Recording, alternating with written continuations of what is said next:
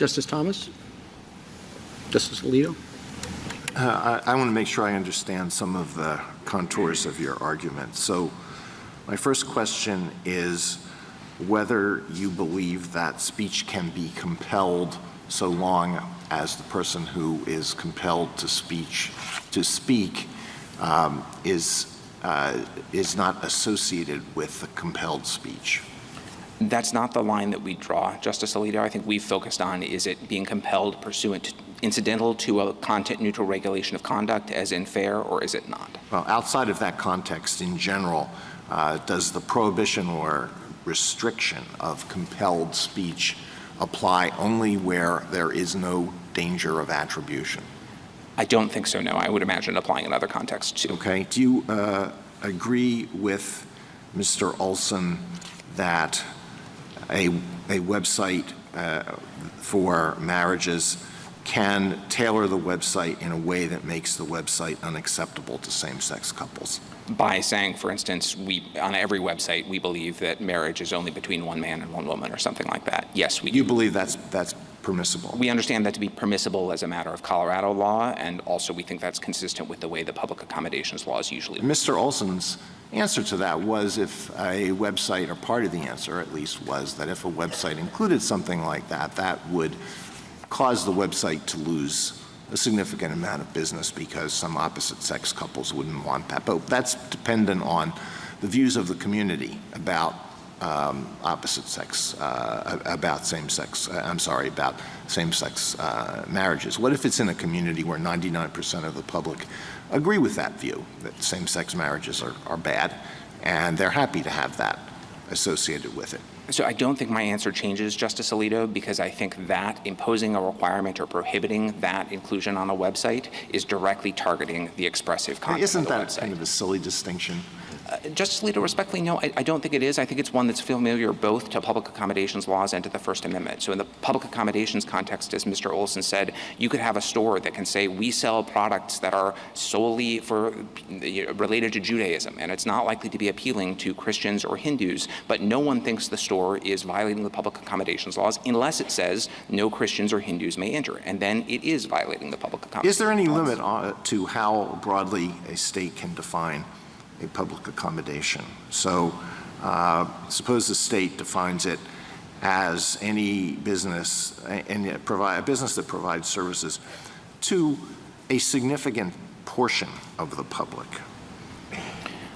Would that mean it can't be regarded as a public accommodations anymore? I don't know about that line specifically, Justice Alito. I will accept the premise of the question. I do think there are limits as to how far the state can go, at least when we're talking about what's a sufficiently substantial interest to justify or to pass scrutiny under the O'Brien test. Well, I ask this because a lot of the arguments on your side seemed to view public accommodations that if it's a public accommodations law, it's generally okay. There's no problem with it, and that's why I want to know how far that can be expanded. So some selectivity would not necessarily take a business outside of the definition of public accommodations. The same arguments would apply. Some selectivity wouldn't take them out, but I think the farther the state wanders from the sort of traditional core of commercial establishments that hold themselves out as serving the public, the weaker the state interest is. What about the characteristics that form the basis for an impermissible denial of service? Any limit to those?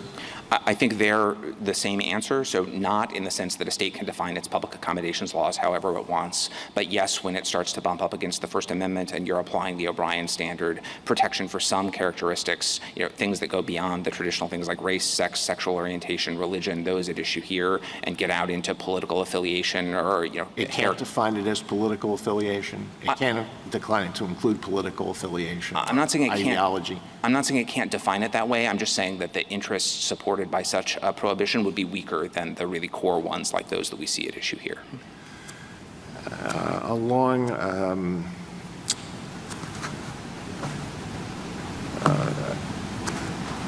Okay, so how much selectivity do you think is required?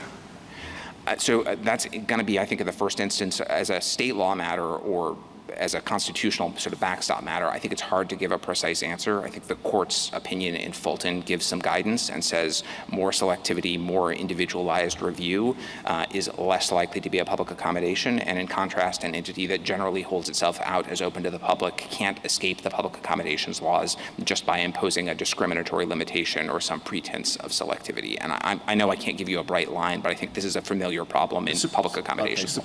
I think my last question. Suppose 303 Creative says that there's so much demand for our services that we have to be selective in who we choose.